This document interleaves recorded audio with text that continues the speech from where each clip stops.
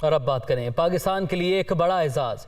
Child protection bureau Punjab کی chairperson Sara Ahmad کو ان کی خدمات کے اعتراف میں گلوبل کولیبریٹو اٹلی نے ایوارڈ سے نوازا۔ بچوں کے استحصال کی روک تھام کے لیے کام کرنے والی 10 بین الاقوامی شخصیات کو اس ایوارڈ سے نوازا گیا۔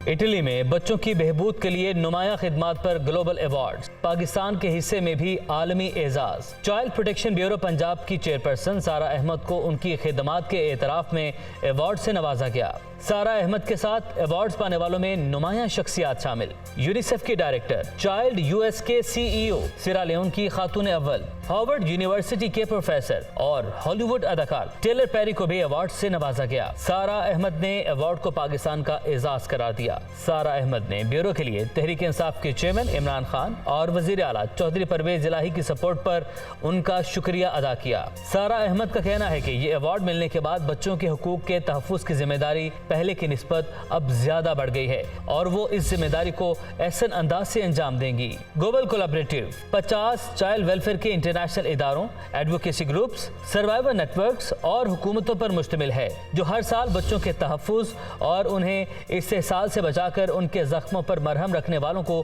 ان کی خدمات کے اعتراف میں دیا جاتا ہے۔